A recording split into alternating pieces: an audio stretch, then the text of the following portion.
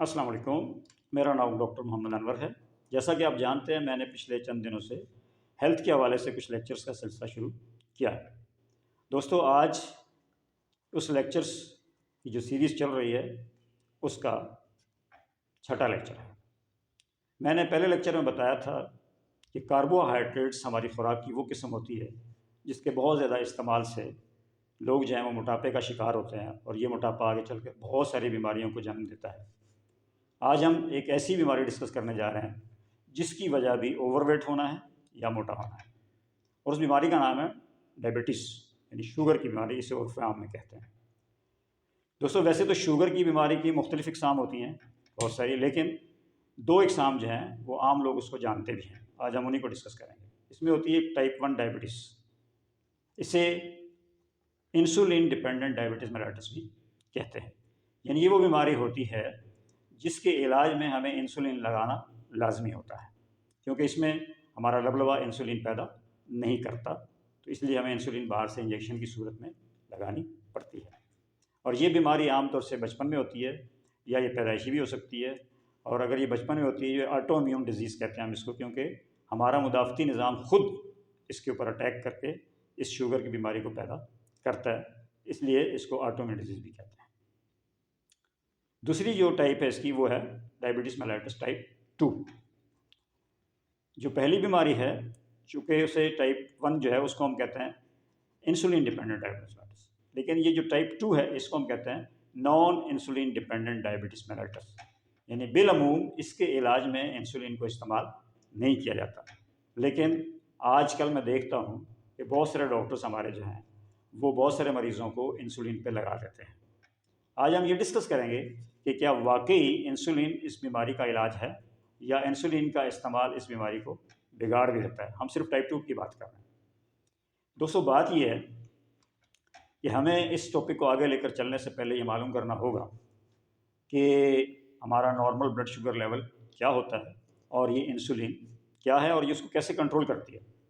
देखिए, अगर आप 12 से 14 घंटे की फास्टिंग यानी खाली पेट के बाद शुगर चेक कराएं तो वो 100 मिलीग्राम पर डेसीलीटर से कम होनी चाहिए। और अगर आप खाने के 1.5 से 2 घंटे बाद करवाएं या रेंडमली करवाएं तो वो 160 से ज़्यादा नहीं होनी चाहिए। अगर इससे ज़्यादा आती है तो आप डायबिटीज़ मेलाइटस के पेशेंट माने जाते हैं। अब हम बात करेंगे इंसुलिन के बारे में। होता यूँ है कि जब हम खाना खाते हैं, ख़ास तौर से कार्बोहाइड्रेट्स खाते हैं, तो जैसे ही ये हमारे खून के अंदर शक्कर की शक्ल में पहुंचते हैं, मैंने आपको बताया था कार्बोहाइड्रेट्स की बुनियादी इकाई शक्कर होती है या ग्लूकोज होता है।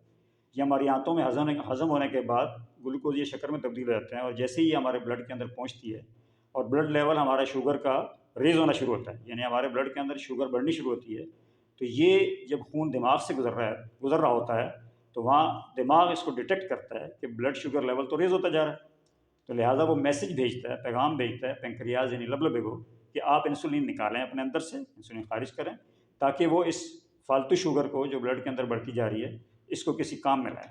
होता यूँ है कि ये इंसुलिन उस शुगर को लेकर सेल्स तक जाती है, तमाम बॉडी सेल्स तक, और ये इंसुलिन उन सेल्स से रिक्वेस्ट करती है कि मैं ग्लूकोज लाई हूँ, आप इनको अपने अंदर ले लें। तो वो अपने अंदर ले लेते हैं।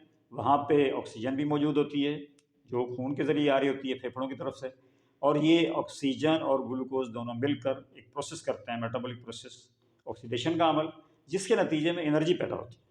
तो ये एनर्जी होती है एटीपी की शक्ल में, यानी adenosine triphosphate. Adenosine triphosphate energy के पैकेट्स होते हैं, और इस सूरत में ये एनर्जी हमारे जिस्म में जमा होती है, जो बाद में हम मुख्तलिफ़ कामों के लिए इस्तेमाल करते हैं। तो मैं बात ये कर रहा था कि ये इंसुलिन जो है इस तरीके से आपको मदद देती है आपके ग्लूकोज को जो है वो सेल्स के अंदर पहुंचाने में। दूसरा इसका काम एक और होता है कि अगर आपका ब्लड ग्लूकोज जो है वो बहुत ज़्यादा है और आप बार बार खाते जा रहे हैं, और ब्लड ग्लूकोज लेवल जो है वो सेल की हद से बढ़ जाता है, यानी सेल फेडअप हो जाते हैं, तो फिर ये ग्लूकोज फालतू जो है उसको ये लेकर जाती है लिवर के पास, इंसुलिन। वहाँ लिवर जो है इस फालतू शुगर को या ग्लूकोज को कन्वर्ट कर देता है चर्बी में। इसमें से कुछ चर्बी जिगर में जमा होती है और बाकी जिस्म के दूसरे हिस्सों में स्टोर हो जाती है, जिनको हम फैटी रिजर्वायर्स कहते हैं, जैसे गर्दन हो गई, कूल्हे हो गए, और कमर या पेट, इसके ऊपर ये चर्बी जमा हो जाती है। तो हमने आज बात ये करनी है कि इंसुलिन ब्लड ग्लूकोज लेवल को कंट्रोल तो करती है, लेकिन डायबिटीज़ टाइप 2 के बारे में भी ये गलतफहमी पैदा की गई है कि डायबिटीज़ टाइप 2 पे भी इंसुलिन की कमी हो जाती है, जिसकी वजह से जो है ना ये शुगर की बीमारी हो जाती है। लेकिन ऐसा नहीं होता। यूँ है कि शुगर कोई एक दिन का गेम नहीं है। जब लोग बहुत ज़्यादा खाना खाते हैं और कई सालों तक खाते रहते हैं और उनका वज़न बढ़ता चला जाता है, उनके फैट स्टोर्स बढ़ते चले जाते हैं, तो चूँकि कार्बोहाइड्रेट्स का इस्तेमाल ज़्यादा है, फूड इंडस्ट्री बहुत ज़्यादा है, कॉमन है, इस वक्त हर जगह आपको मिल जाते हैं, बर्गर मिल जाते हैं, पेप्सियाँ मिल जाती हैं, चिकन, ब्रेड, हर चीज़ आपको मिल जाती है जो कि कार्बोहाइड्रेट्स। इसकी वजह से लोग चूँकि 3, 4, 5 दफ़ा भी खा लेते हैं तो उनका ब्लड शुगर लेवल रेज़ रहता है और इसकी वजह से हमारे लबलबे को ज़्यादा से ज़्यादा इंसुलिन खारिज करनी पड़ती है ताकि वो ज़्यादा से ज़्यादा ग्लूकोज को सेल्स के अंदर ले जाए। लेकिन कई साल गुजरने के बाद, 20-25 साल, 15 साल गुजरने के बाद सेल्स जो हैं वो फेड अप हो जाते हैं।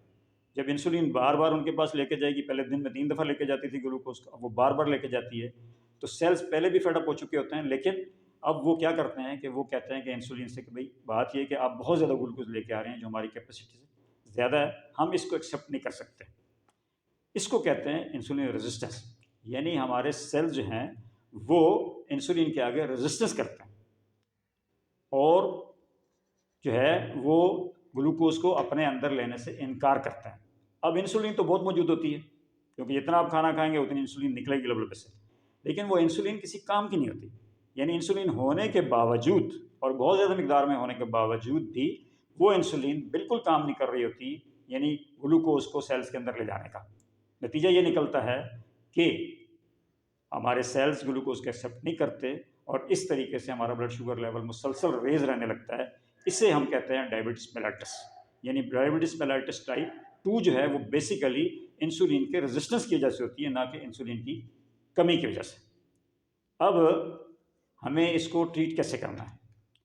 देखें, इसको ट्रीट करने के लिए ज़रूरी है कि हम इंसुलिन रेजिस्टेंस कम करें। और इंसुलिन रेजिस्टेंस किस वजह से हुआ था? वो हुआ था ज़्यादा कार्बोहाइड्रेट्स खाने की वजह से, ओवरवेट होने की वजह से, बार बार खाने की वजह से।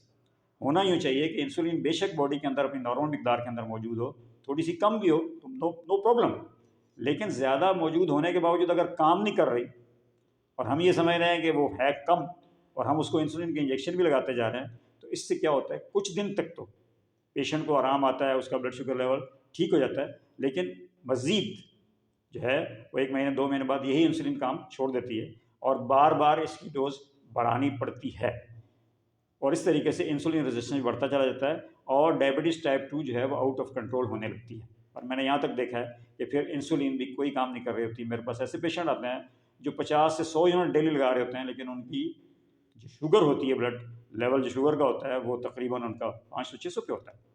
तो मैं उनसे कहता हूँ कि भाई जब इतनी इंसुलिन लगा के भी आपकी शुगर कंट्रोल में नहीं है तो फिर आप क्यों इंसुलिन लगाते हैं? मैंने अपनी प्रैक्टिस में कई लोगों को इंसुलिन से छुड़ाया है और उनको तरीका इलाज जो मैंने किया वो ये था कि बेसिकली आपका जो इंसुलिन रेजिस्टेंस बढ़ गया है वो किस वजह से बढ़ा?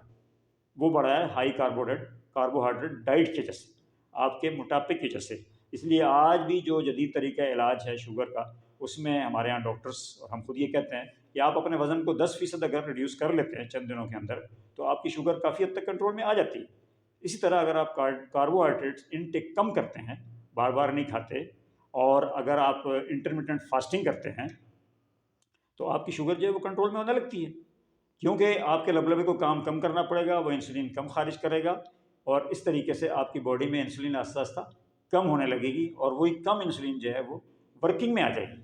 तो बेहतरीन तरीका ये है कि अपना लाइफस्टाइल चेंज किया जाए, कार्बोहाइड्रेट्स को है वो बहुत कम कर दिया जाए और high fat low carb diet जो है उसके पर आया जाए। 60% फैट्स, 30% प्रोटीन और 10% से 20% जो है ये आप कार्ब अगर रखते हैं और आप इसके अलावा इंटरमिटेंट फास्टिंग करते हैं, यानी 1 दिन छोड़कर या 2 दिन छोड़ के आप 15 से 16 घंटे का रोज़ा रख लेते हैं और आप वॉक करते हैं, एक्सरसाइज करते हैं, चलते हैं दिन में 30 से 40 मिनट, तो याद रखिए इससे हमारी इंसुलिन सेंसिटिविटी बढ़ती है और रेजिस्टेंस कम होता है और हम इस तरीके से अपनी शुगर की बीमारी को रिवर्स कर सकते हैं।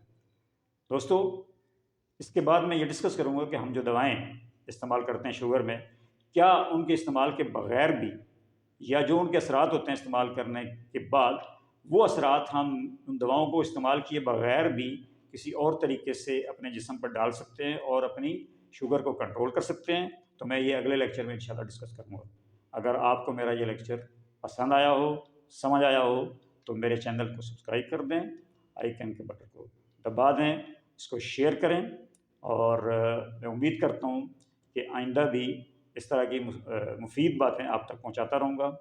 Thank you very much.